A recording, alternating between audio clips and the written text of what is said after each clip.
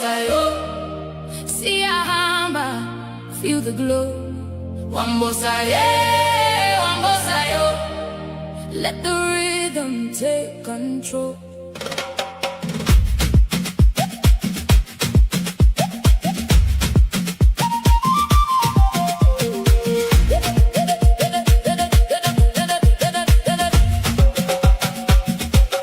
Golden sun on my skin tonight. Drums are calling, hearts ignite. Barefoot dancing on sacred ground. Every step is a living sound. Voices rise in the open air. Freedom flowing everywhere. Feel the pulse in the earth below. Every beat makes the spirit grow. Oh, lift me higher. Hear the call. No more shadows, none at all. In this moment, we belong. Oh, in the rhythm, we are strong. Wambosa, wambosa. Feel the fire in your soul. Wambosa, wambosa. Let the healing make you whole. Sing it louder, my timba. Let your spirit overflow. Wambosa, wambosa. Now the whole world gonna know.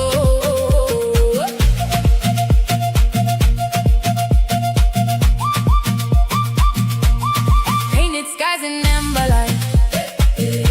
Laughter echoes through the night. Stories written in the breeze. Carry softly through the trees. Hands together, side by side. No more fear, no need to hide. In this circle we are one. Dance until the rising sun. Hear the voices, feel the flame. Every heartbeat speaks your name. No more silence, break the chain. Turn your joy into a flame. Wambosa, feel the fire in your soul. Wambosa, let the healing make you whole. Sing it louder, my timba. Let your spirit overflow. Wambosa, now the whole world gonna know. Hey, wambosa, see a killer. Wambosa, Kiaziza, deep inside, let the rhythm be your guide. Oh, we rise, we shine, bound by love, beyond all time. Hear the drums, they testify. We are stars beneath one sky. Don't let go. Feel the magic, let it flow. Hearts alive, in this dance, your light will shine.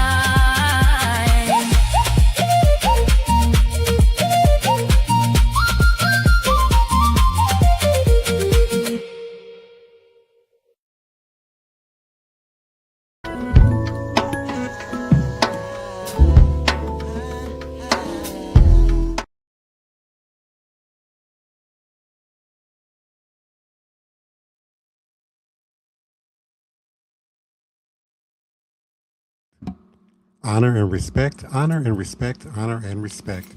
Divine all blessed greetings and salutations. It is another edition of Revolutionary Hoodoo, New Orleans Voodoo Secrets and Recipes. Voodoo Hoodoo 101. Power produced, promoted, and sponsored by NOIVD, New Orleans International Vodou Day.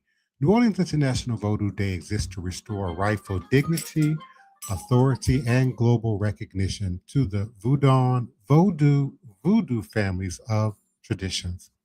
Our mission, purpose, and the motive behind New Orleans International Vodou Day, NOIVD, forms a single coherent vision to protect, unify, and elevate Vodou, and Voodoo as living world traditions with deep ancestral, cultural, and spiritual authority.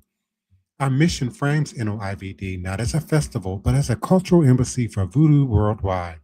NOIVD responds to the urgent needs of this moment, a time when voodoo is simultaneously sought after while yet misunderstood and misrepresented.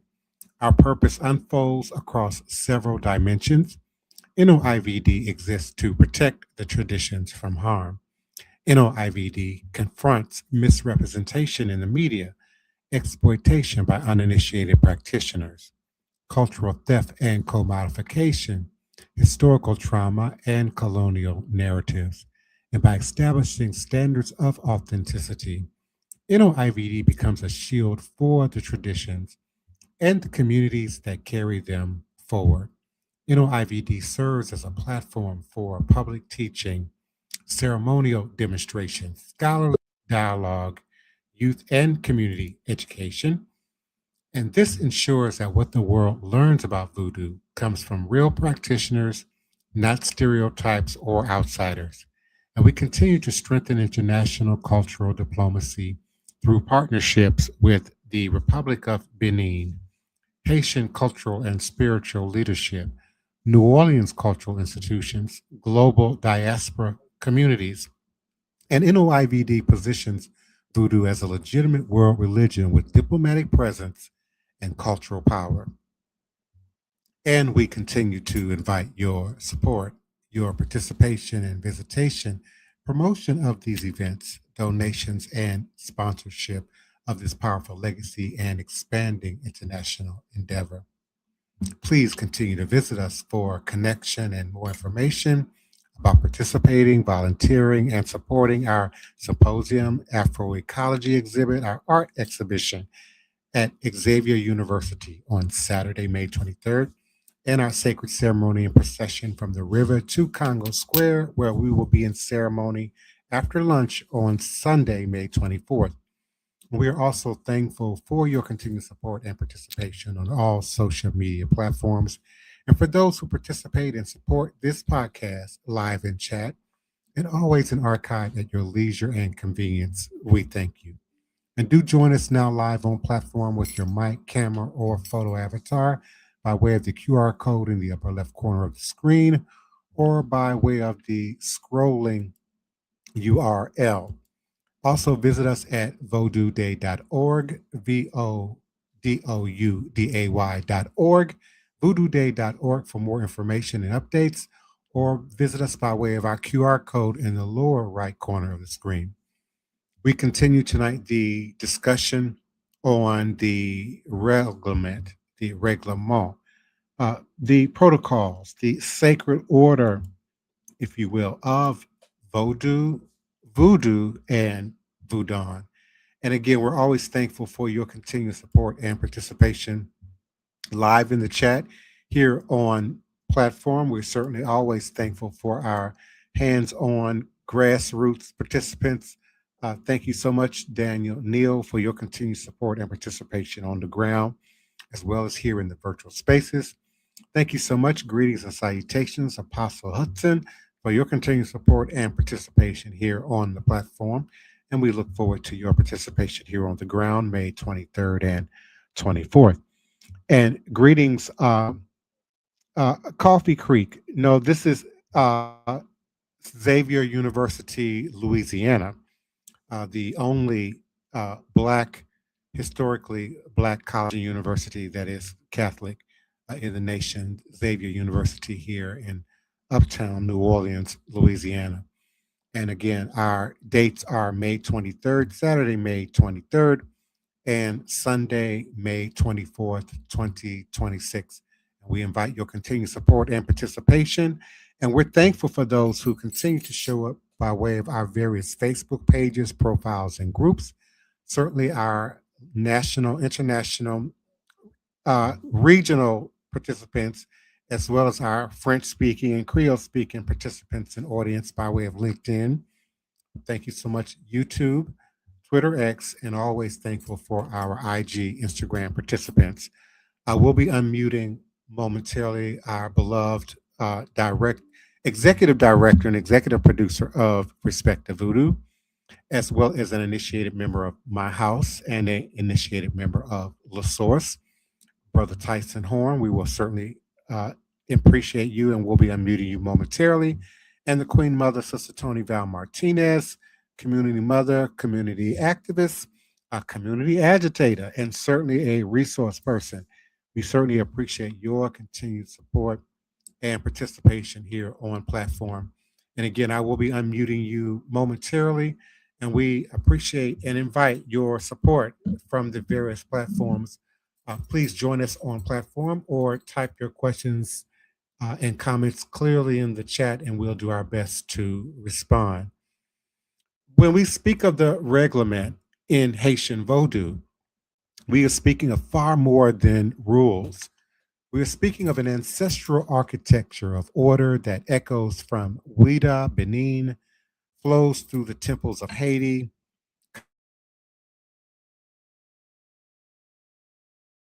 Voodoo, across this entire spiritual corridor, from the Bohemian Vodun lineages of Ouida to the Luco or Laku and Enfo of Haiti to the Creole temples of New Orleans. There exists a shared understanding. Ritual order is not optional. Ritual order is survival. Ritual order is the technology that keeps the worlds aligned. And in Haiti, this inherited order is called the Voodoo Règlement, the formal transmitted code that governs how a temple serves the Loa. In Ouida, the same principle lives as Vodun discipline, the strict ceremonial logic that governs how one approaches the Fa, the Vodun, and the ancestral forces. And in New Orleans, this same ancestral memory appears in the Creole ritual protocols, the ceremonial etiquette of the spirits, and the disciplined order preserved by the city's historic voodoo houses. These are not separate traditions, they are branches of the same ancestral tree, each adapting to its land, its people, and its history, yet all rooted in the same African instance on ritual precision, spiritual safety, and ancestral legitimacy. What the reglement is across Haitian Vodou and reflected in both New Orleans Voodoo and Ouida Voodoo. The reglement refers to the ritual law, the procedural order, and inherited discipline that structures every aspect of service to the spirits. It is not a written constitution, it is a living, transmitted body of rules preserved through initiation, apprenticeship, and community continuity. The ritual sequence, the order of songs, prayers, salutes, and invocations. It includes the correct way to call, honor, and dismiss each spirit. It includes the drum rhythms, dances, and tempos tied to each nation or deity.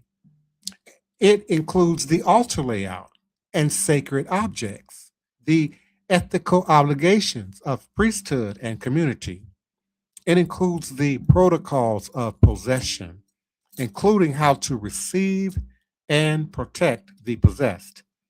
The rules of initiation are included, secrecy and transmission, and the boundaries of what is permitted or forbidden in ritual work. And whether you're in Haitian Anfo, a New Orleans temple or voodoo house, or a Voodoo shrine in Ouida, the principle is still the same. Ritual order maintains spiritual balance. Ritual order protects the community. Ritual order honors the ancestors.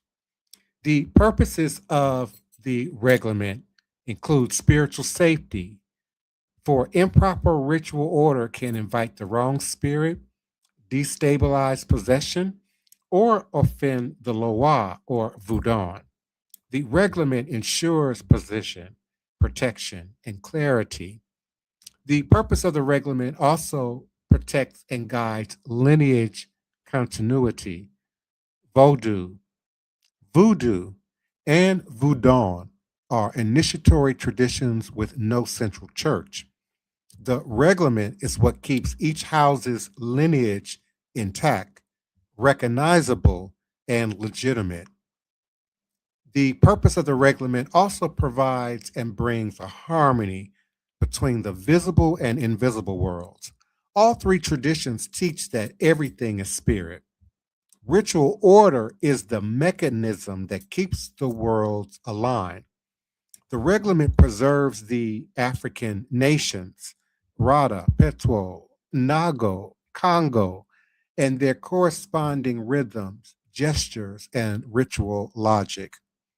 So in Haitian Vodou and echoed in New Orleans and Ouida, reglement means a spiritual contract, a covenant between the house, the ancestors, and the spirit. It is a technology of order, a system that ensures the ritual environment is aligned, coherent, and energetically correct. It is a marker of identity. Each temple has its own reglement, shaped by its lineage and the nations it serves. And it is a living tradition. It evolves through revelation and experience, but always within the boundaries of inherited structure. So, because these traditions have no centralized church, the reglement is what keeps them from dissolving into improvisation. As we begin to unmute and invite our beloved co host and panelists to come on in and join the conversation, we will move forward with me saying this. The reglement ensures that the spirits are approached with respect and accuracy.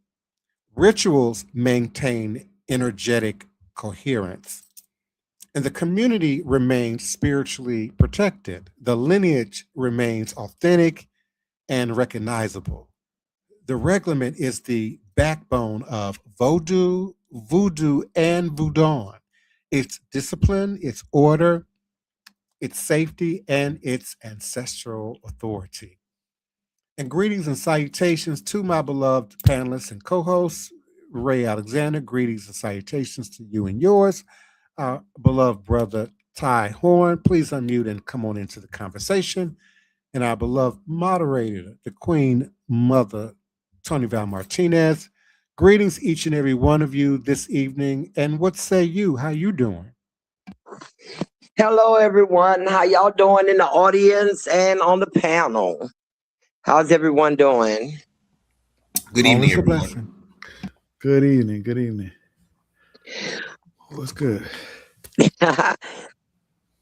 Brother Alexander, do you have anything to say about the reglement?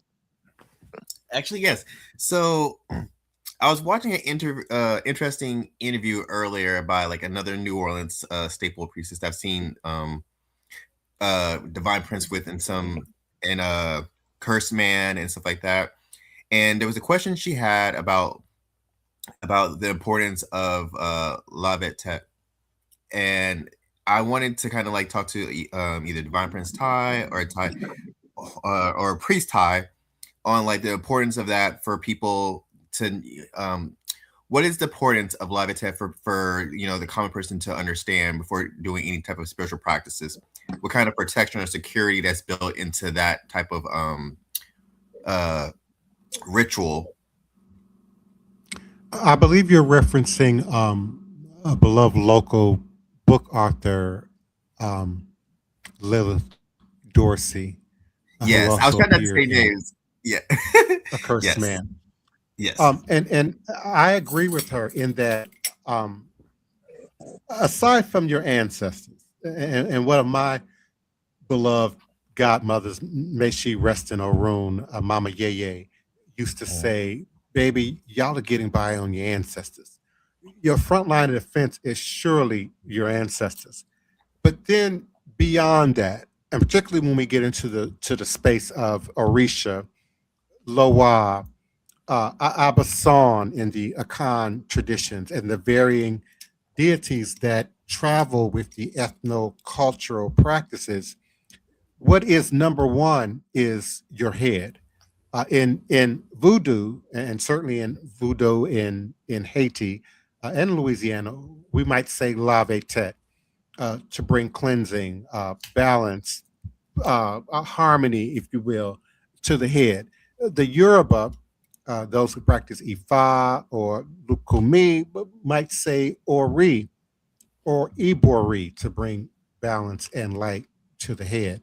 And it's not, one ceremony. It's not a thing that you do, sort of once, and we welcome you into the practice. We welcome you into the tradition. It just doesn't work that way. Even before you begin to really get clarity and understanding, your own head must first be in balance and then open to receive what spirit might be saying, what the God, if you will, might be conveying unto you.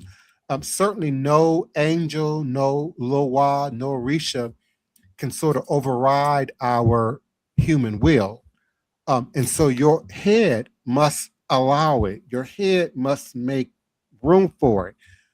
And certainly, if your head can't see it or make sense of it, it might as well not exist.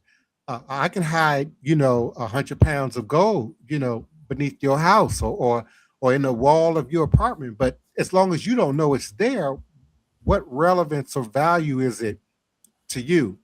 So it is one of the first acts of seeking, but creating a space of clarity in the seeking. Certainly, confronting shadow work could be an issue that comes to the surface in having lave tet done, or in the appropriate application of ibori for that matter. Uh, I often mentor and teach that certainly we can learn, appropriate applications for head washing, head cleansing, spirit baths, spirit cleansings. But then there are those that are in line with protocol and reglement, if you will, in these various ATR practices and traditions that sort of share that unified goal of balance, clarity, wholeness, and awareness.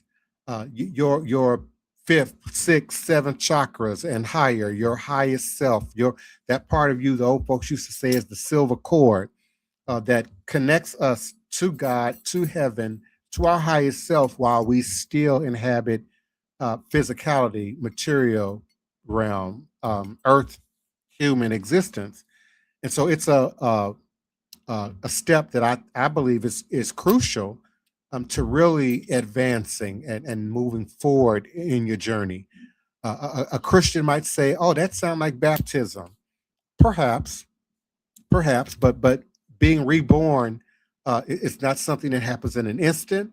It's something that takes time, learning, again, confronting often toxic energy, shadow energy, old behaviors, old locked in ancestral memory, and the head washings, the head cleansings are a part of that.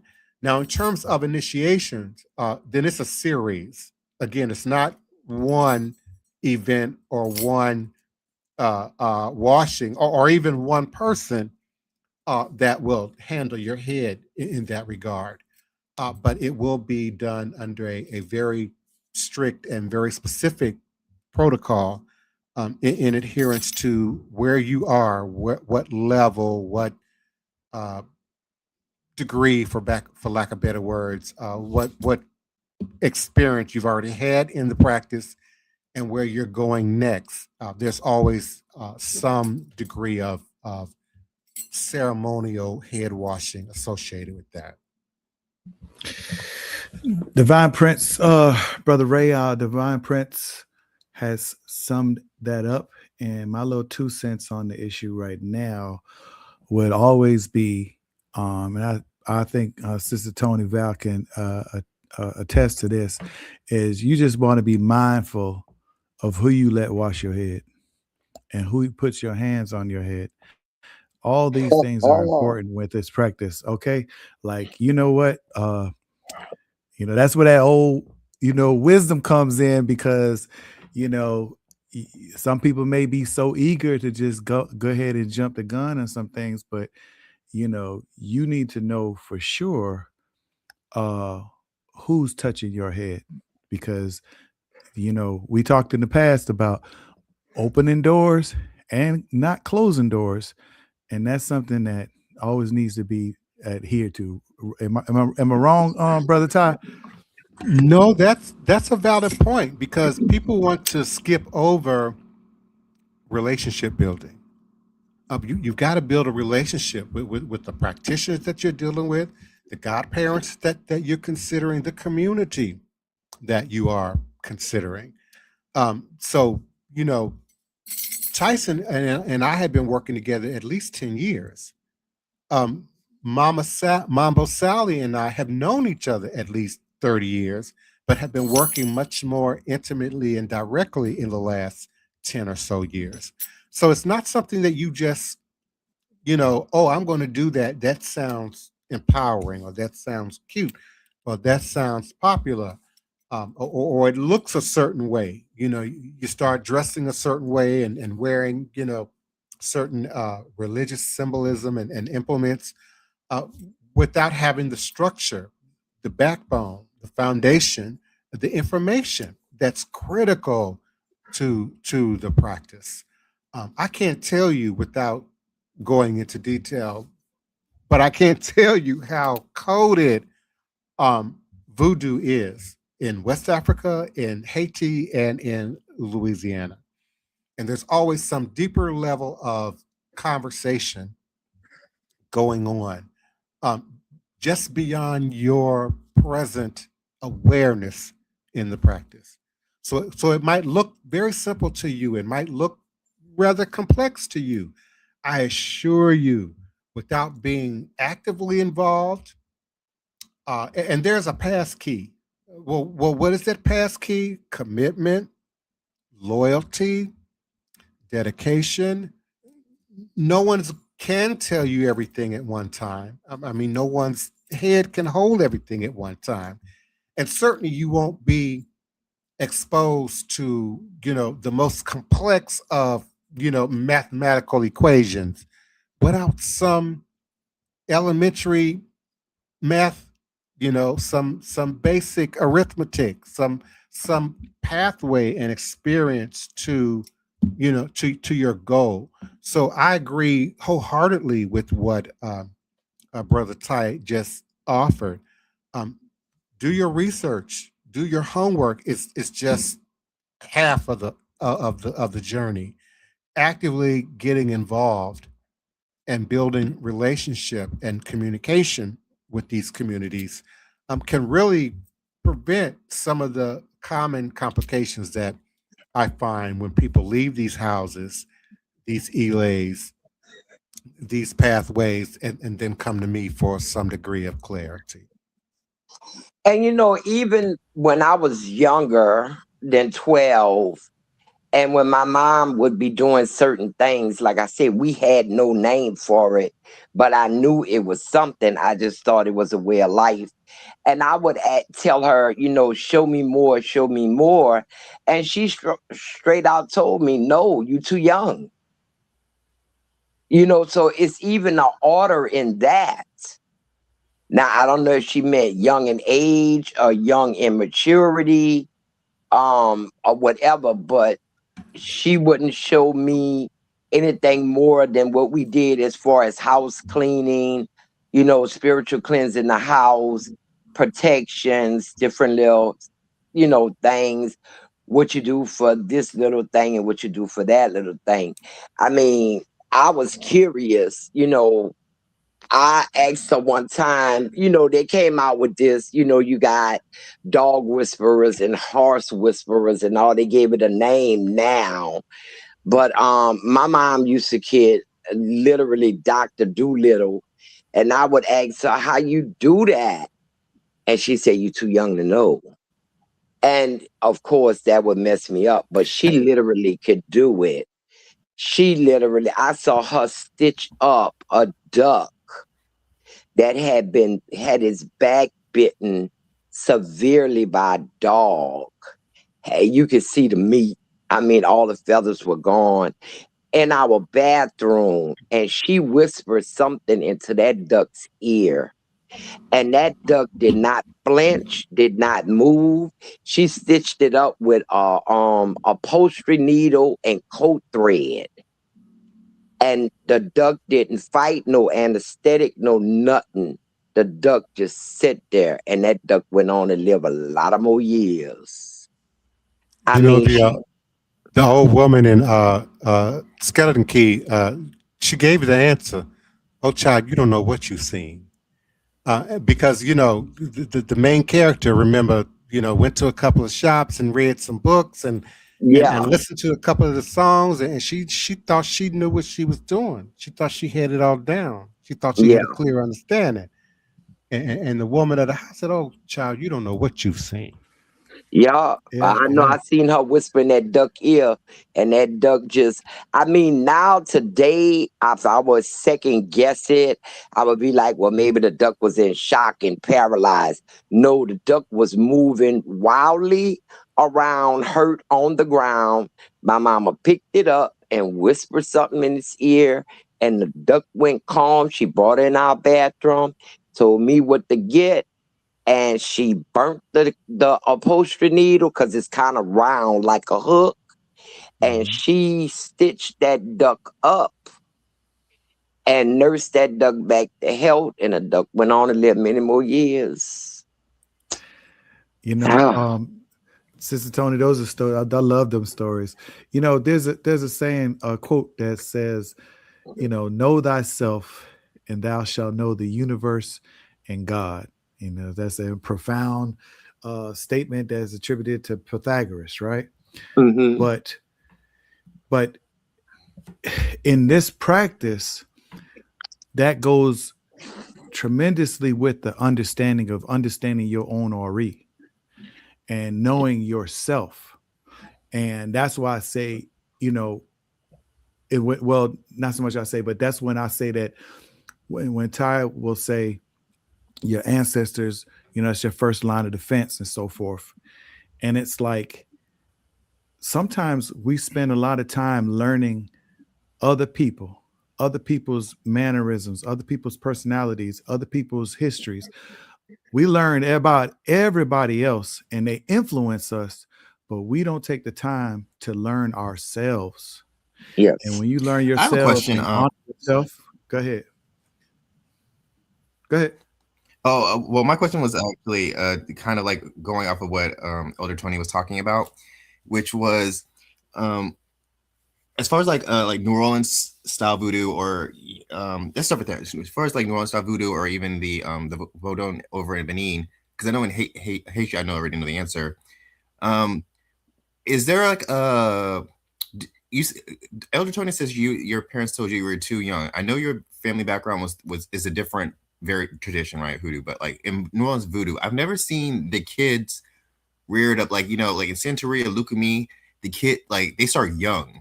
I've seen like, you know, kids in, you know, doing their year in white.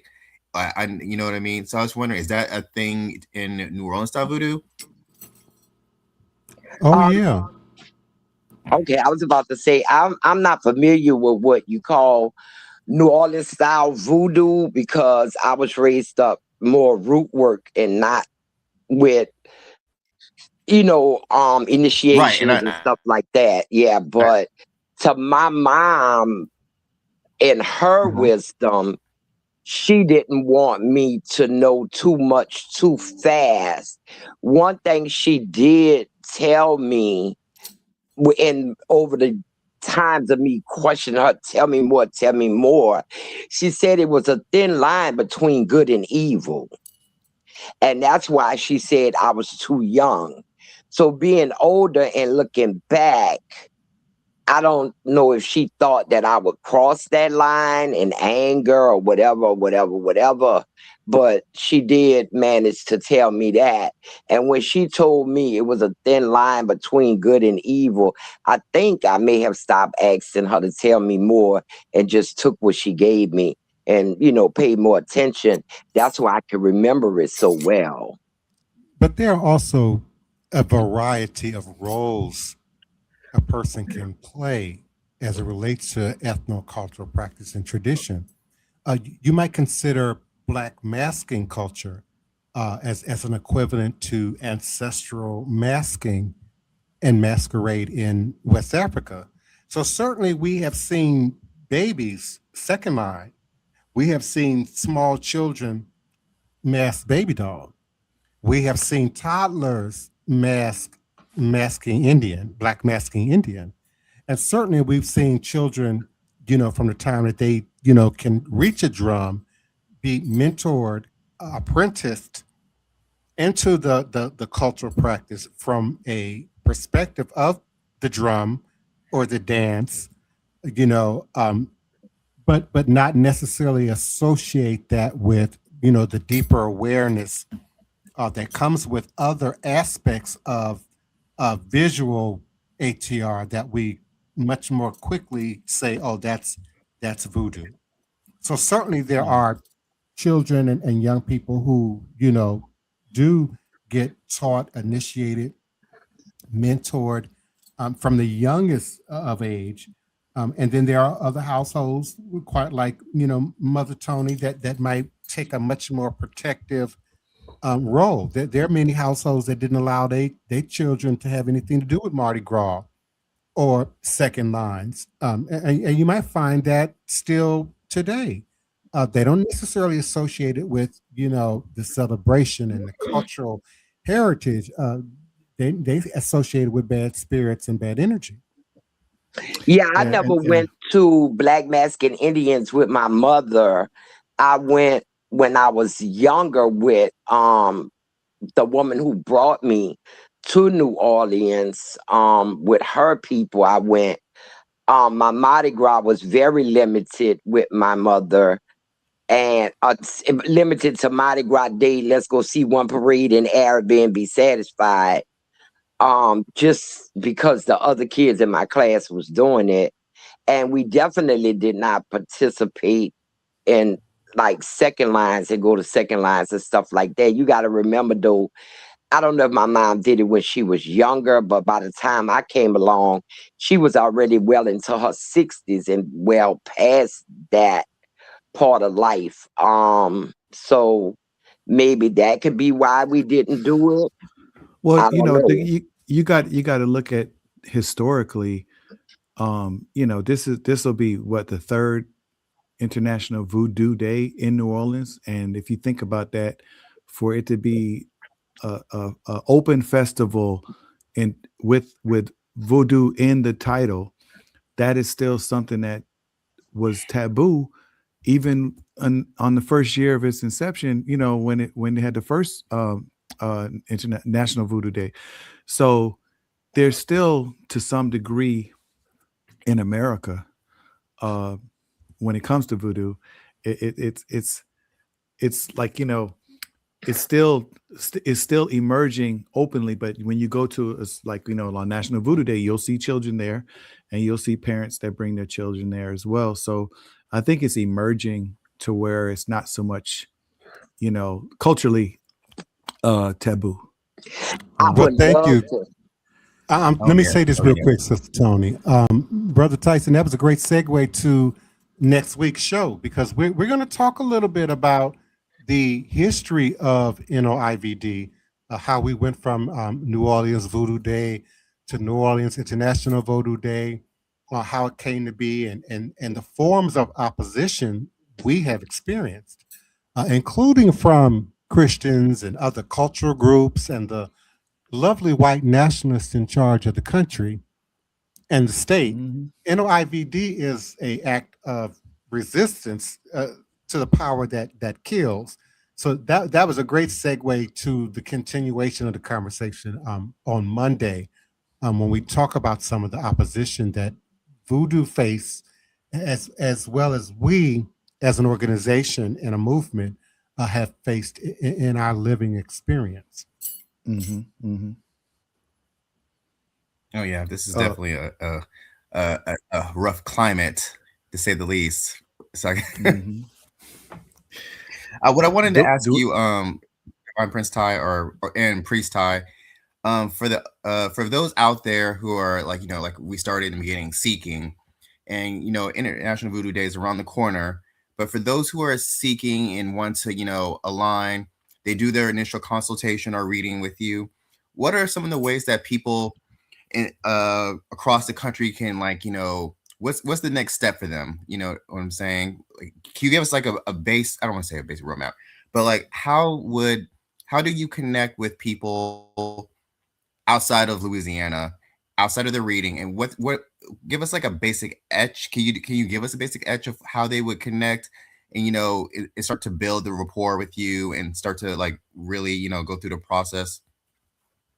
I mean, I never want to make the podcast about me. However, they can always send me an email. Now, I would be easier in this moment to say what I will not do. I will not let people sort of contact me and say, oh, I've got, you know, Shango on my head or Ursula Frida on my head, and I want you to initiate me. Wow. And then I start asking questions. Again, experience, history, lineage. How long had you been studying this practice? And what community are you operating in? Well, why didn't you ask that mambo, that whole gun? And often in that conversation, I probably discourage a lot of people. and He does. but my goal is to limit weak connection, for lack of better words. Now, people who are serious about this thing, great. They're going to come in. They're going to humble themselves to an honest, authentic divination. I'm not going to allow you to give me a lot of detail and paint a picture from me. We're going to both read it directly from the fa, from the board, organically, and then unpack that Odu and see what it says about how we move forward in the practice and in the tradition. And the second step is ancestral work and divination, because, you know, we have this love affair, this Orisha romance with Orisha, but many of us have little to no understanding about Yoruba language, culture, practice, or tradition, have very little understanding of what degree of Yoruba blood or lineage we might even be. And so you might Has it always certainly been have a like this? stronger connection to a Khan or to another region or another ethnic group. So then my mentorship would begin to lean towards your specific ethnocultural background and tradition. Now, if Haitian voodoo, Louisiana voodoo is a part of that, then we begin that journey of learning, mentorship, and understanding. And that often takes place long before I will introduce a newcomer to the larger group. There is a larger group of us that come together weekly, ceremonially, throughout the month and for various occasions. And so I won't just bring a brand new person to that space. I won't just invite someone, you know, to the service, you know, like they used to do back in the church day, without really understanding what spirit, what person, what energy I'm dealing with. I'm being approached by. So there is a process, and it's not very complex, but it's one that I'm not flexible on. I think that's good. And it's I'm sorry. Go ahead. No, I was going to say something very important. I always try to relay to people who say they're interested in, you know, to share your information or things of that nature. I always try to tell people that I think people come in with like a very Christian mindset, like evangelism and like being converted. And that's not how this operates. And so you kind of have to deconstruct again from like that Christian mindset of you're trying to like convert everyone to like, you know, this, you know what I mean? And so I think a lot of that happens. Yeah, I think that to speak to that point, you know, you have to trust spirit, and you have to trust yourself sometimes. If you're led to like this platform, you're led to New Orleans, you're led to Louisiana, Voodoo, Louisiana Hoodoo, International Voodoo Day. You come across it. You come across La Source. You know what if you're led to that introduction, and at that point you're like Ty said, you're humble and you seek to learn and seek more knowledge, look at the website and dive deeper in, then you'll see that the community is always there for questions, for welcoming people in. I think what happens in Ty's world a lot of times, Divine Prince, because he's been doing this for a minute now, socially, in a sense, like being on a platform, being in the public eye for a long time. And so then he particularly has to deal with and has dealt with more people who do some reading and some understanding, and they take from this and that and that and this, and then they present themselves in a way when they're really just trying to get to the next level or get to some place that they perceive that they want to be at.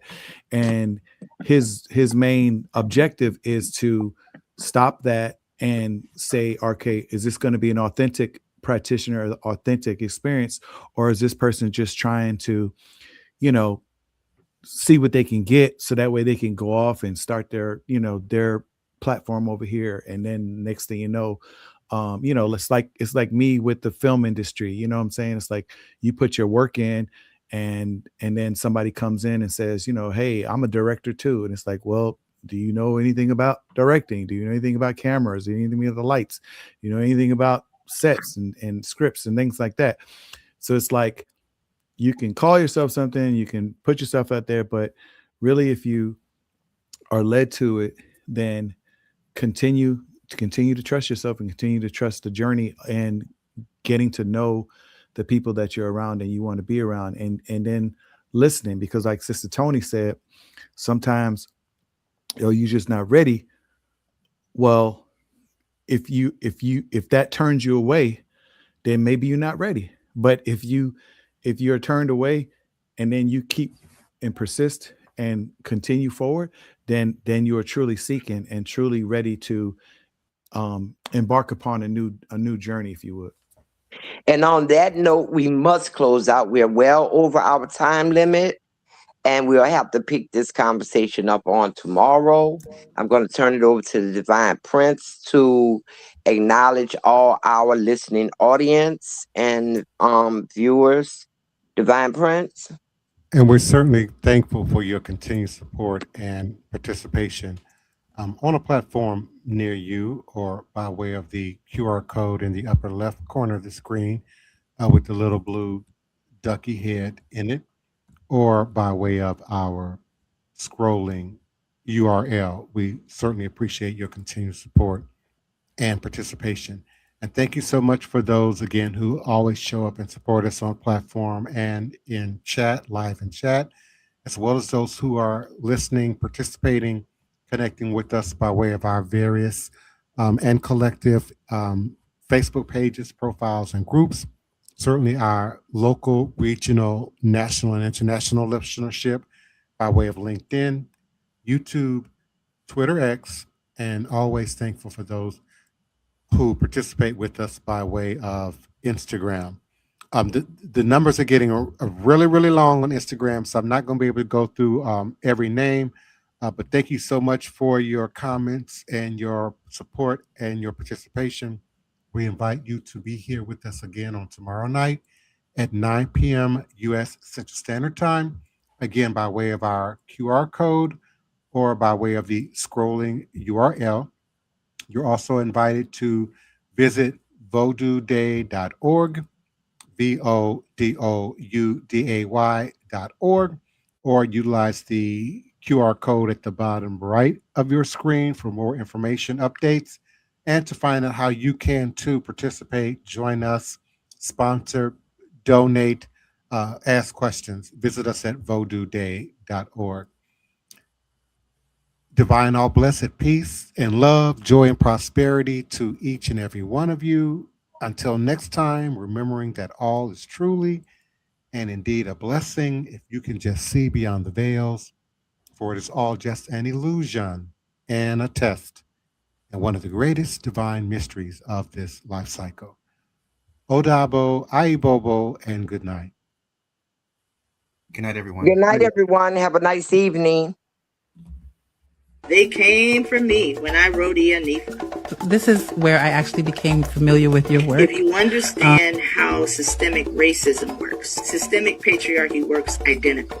Somebody was arguing with another Babalawo about initiating women, and I can't believe we're still having that conversation. Some women were literally, historically killed if they dared to come out and practice their ancient mother's traditions. The narrative has been set up that it has to be only through Ifa to be valid. You read Odus and you study Odu, then the balance is evident. We'll tolerate a whole lot from Babalawo, but when it comes to female elders, there's a mirror in there that can sometimes create conflicts with ourselves, which ends up being conflict with them. No, I said for some strange reason we take critical thinking out when it comes to the tradition. I don't know why. You have to use the mind your mama gave you. Is it naive to even think that we can bring this back into balance? I mean, the trick is not to fight fire with fire. Right? What did Oshun do? She withheld her energy. They don't realize the whole structure's gonna fall if you stop. Even if we want to even consider, women's society, then we have to get back to a space and place where there's respect and trust with one another. Tarot reading, psychic reading, particularly in social media, is such a joke. They make it out to be a joke. Now it's, long nails and the top knot wrap and, and they're clicking their fingers and it's all entertainment. They're not really addressing the real world issues that I have to deal with. As an empath, depending on the level of concern or trauma or drama in the request, I'm up dealing with that all night. I go without eating, I go without sleeping. As taboo as it sounds, I see dead people, I hear dead people. They're trying to communicate, with me.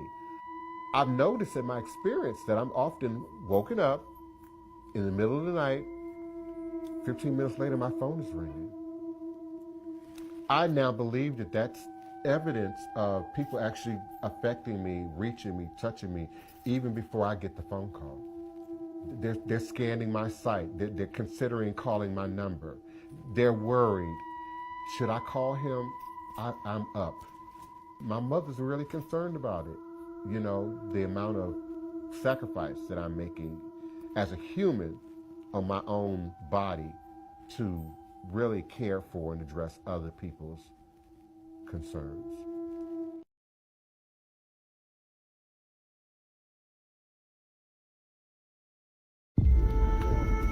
At the beginning of this, maybe I was more skeptical.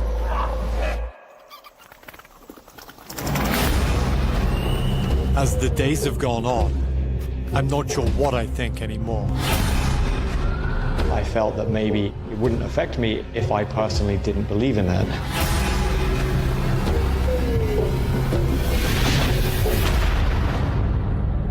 So, knowing what you know now, would you still get cursed? I'm seeking out a curse, a hex to put on myself. A curse could end your life. You're literally begging the devil to knock on your door just to prove to you that God's real. He could curse you with stupidity, but we think you got that down. Despite the warnings, I'm investigating the real-world effects of dark magic. Looks like you have a lot of love and a lot of opportunity. You are going to cause damage to that. How do you feel after doing this? Evil. That must be quite seductive. That's the power you're calling on. The devil, right? Quite seductive. I'm going to enter into a pact with Satan. Señor Satán, Lucifer, presentamos a este hermano. Con tu fuego purifica. Wyong is pretty much the epicenter of all black magic. People are very scared to even talk about it. Y'all better not call me at 2 o'clock in the morning talking about this man is dead. I don't want to hear that. I have this physical feeling that something bad is coming. What have I done? You're going to have to find faith in this in order to undo it.